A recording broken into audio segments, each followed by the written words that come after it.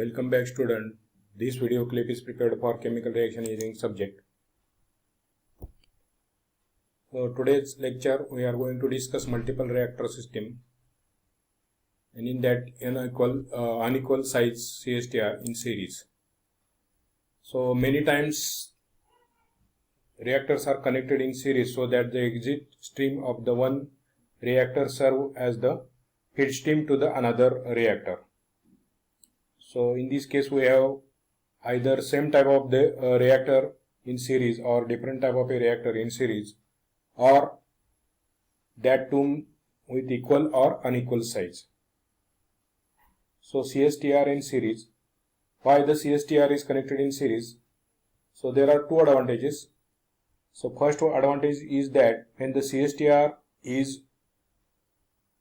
connected in a series, as the total volume required to achieve a specific conversion is less than the volume of a single CSTR to achieve the same conversion.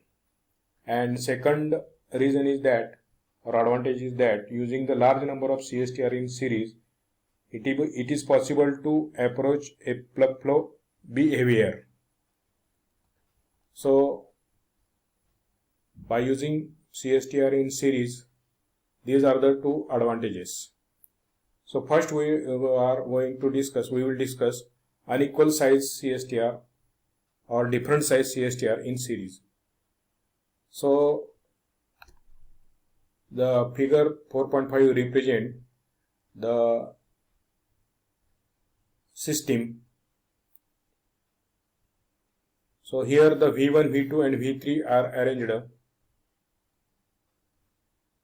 That means the reactors having the volume V1, V2 and V3 arranged in a series as shown in figure. So this is the first reactor. It is having volume V1. This is second V2 and this is third V3. Note that these volumes of the reactors is not equal. Means V1 is not equal to V2, V2 is not equal to V3. And here the small v is the volumetric flow rate. C0 is the initial concentration, F01 is the molar flow rate for first reactor, and X is equal to 0. That means conversion at this stage is 0. And tau 1 is the space time for the first reactor. And the exit stream is concentration C1, the conversion X1, molar flow rate after reaction is F1, and the volumetric flow rate V is constant. Note that this system is operated at constant density system. Similar nomenclature is for the second and third reactor. So the rate of disappearance for the first reactor is minus R1, then the second reactor for minus R2, and third reactor is minus R3. Let X1, X2 and X3 be the conversion of A achieved up to the point 1, 2, 3 respectively. That means these points,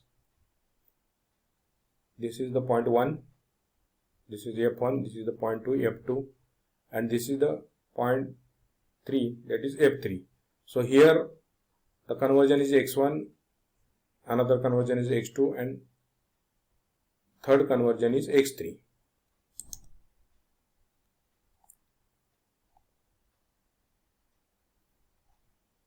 Then we have to create the relation between conversion and molar flow rate.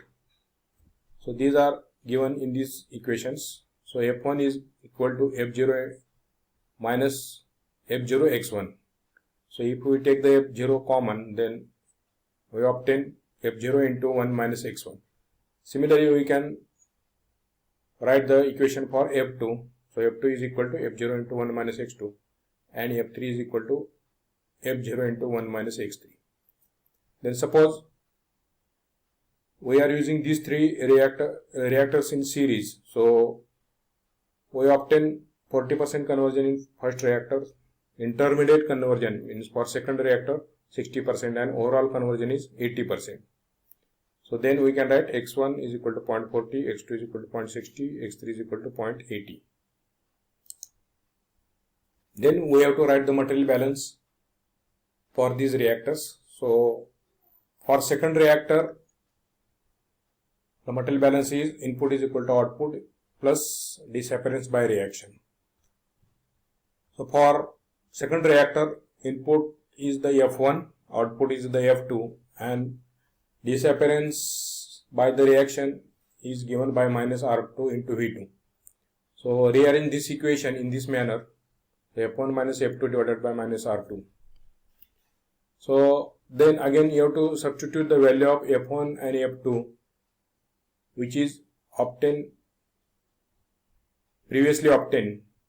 So that means F1 you have to put F0 into 1 minus x1, and in case of F2 you have to write the F0 into 1 minus x2 divided by minus R2.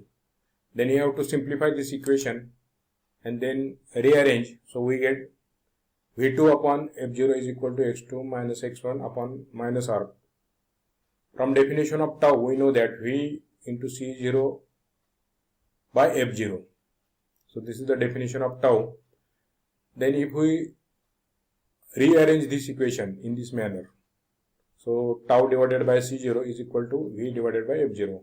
So for second reactor it will become tau 2 divided by C0 is equal to V2 divided by F0, and all these things is equal to x2 minus x1 divided by minus R2. Similarly, we have to carry out the material balance for first reactor and again rearrange the equation. So we are obtaining this equation, tau 1 by C0 is equal to x1 minus x0 divided by minus R1. So in this case x0 is equal to 0. So this equation becomes tau 1 divided by C0 is equal to x1 divided by minus R1. Again we have to carry out the material balance and write the equation for third reactor. So this is tau 3 divided by C0 is equal to x3 minus x2 divided by minus R3. Then again we have to write these equations in terms of concentration. So we have considered the constant density system, that means small v is constant throughout the system. So for that purpose we have to write the formula for V. V is equal to F0 by C0, which is equal to F1 upon C1, which is also equal to F2 divided by C2. So this is not given in this equation, but from this we can obtain the value of F1 and F2. So suppose I want to calculate the F1, so F1 is equal to V multiplied by C1. Similarly, I can calculate the value of F2, which is equal to V into C2. So same values you have to put here. So here this is the input, this is the output, and this is the disappearance by reaction. So again we have we will write the material balance for second CSTR in terms of concentration. So this is that equation. Then you have to rearrange this equation by taking this small v common. So this equation is becoming this format. So this is V2 by V, small v is nothing but it is a tau 2, that means space time for second reactor. So instead of this we can write tau 2, and you have to write the same equation here. Then similarly for first reactors we have to carry out the same material balance, and from that we are obtaining tau 1 is equal to C0 minus C1 upon divided by minus R1, and for third reactor tau 3 is equal to C2 minus C3 minus R3. The next point is we have to find the concentration of these systems. So here there is a printing mistake, finding the concentration for a given system.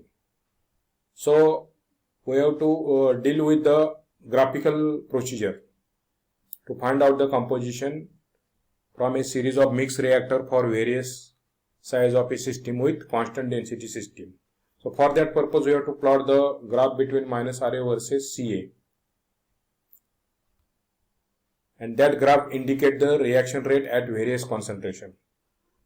So we have already this equation, that means for first reactor the material balance equation is in this format. Then you have to rearrange this equation in this format. So that is minus 1 upon tau 1 is equal to minus R1 upon C1 minus C0. Then you have to plot this graph minus RA versus C. So this curve is obtained. And from that we have to calculate the concentration of C1, C2 and C3. So first we know that the concentration of C0, we know that. So mark this concentration at the point L, and then you have to draw a straight line which is having the slope equal to minus R1 divided by C1 minus C0, which is equal to minus 1 divided by tau 1. So which is the equation 4.22. So you have to draw the line of having the slope this. So this line cut at the point M, and the intersection of this point M is given on this axis is N. So C1 is the concentration of first reactor. Then again you have to draw a straight line having the slope minus 1 divided by tau 2 is equal to minus R2 divided by C2 minus C1, and then this line cut at the point P. So again the intersection of this point P is O on this x-axis, which gives the value of C2, that means exit concentration of second reactor. And again we have to do the same procedure, means you have to again draw a straight line which is having the slope equal to minus 1 upon tau 3. So this line cut to the point R, and the intersection of point R is S, which is nothing but the concentration of third reactor C3. So in this way we can calculate the exit concentration of first reactor, second reactor and third reactor by using this graphical procedure. Thank you.